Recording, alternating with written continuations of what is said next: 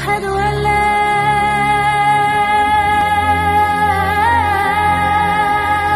إله إلا الله. الحمد لله رب العالمين والصلاة والسلام على أشرف الأنبياء والمرسلين نبينا محمد وعلى آلہ وصحبہ اجمعین. محترم سامعین اور ناظرین، جیسے کہ آپ جانتے ہیں کہ جنت میں لے جانے والے اعمال کے سلسلے میں ہمارے دروس چل رہے ہیں، اور آج جو ہے یہ 17واں درس ہے.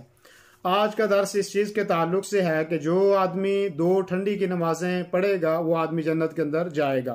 اور اس کی دلیل جو ہے حضرت ابو موسیٰ اشعری رضی اللہ عنہ کی روایت ہے، جس میں فرماتے ہیں کہ اللہ کے رسول صلی اللہ علیہ وسلم نے فرمایا من صلی البردین دخل الجنہ، کہ جو 2 ٹھنڈی کی نمازیں پڑھے گا وہ جنت کے اندر داخل ہوگا. اب وہ ٹھنڈی کی نمازیں 2 کون سی وہ نمازیں ہیں ٹھنڈی کی 2؟ تو اس کا تذکرہ جو ہے حافظ ابن حجر رحمہ اللہ نے فتح الباری کے اندر کیا کہ اس سے مراد ایک تو فجر کی نماز ہے، ایک مراد جو ہے وہ فجر کی نماز ہے، اس لیے کہ وہ دن کے آغاز میں، دن کے شروع میں ہوتی ہے، اور جو سردی کی حالت میں ہوتی ہے، جب سردی کا موسم ہو، سردی ہو، ٹھنڈی ہو بہت زیادہ، تو اس وقت آدمی اٹھتا ہے اس کو پڑھنے کے لیے. تو ایک اس سے وہ مراد ہے.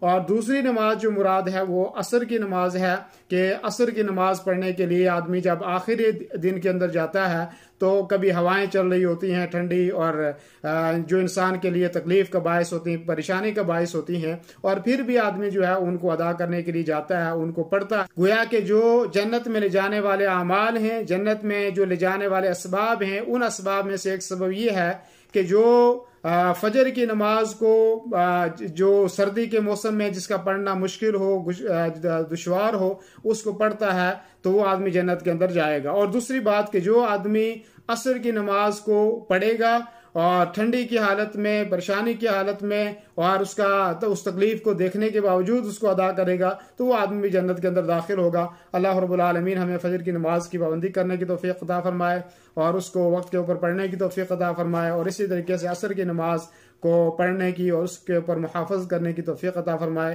وصلی اللہ وسلم علی نبینا محمد وعلی آلہ وصحبہ اجمعین.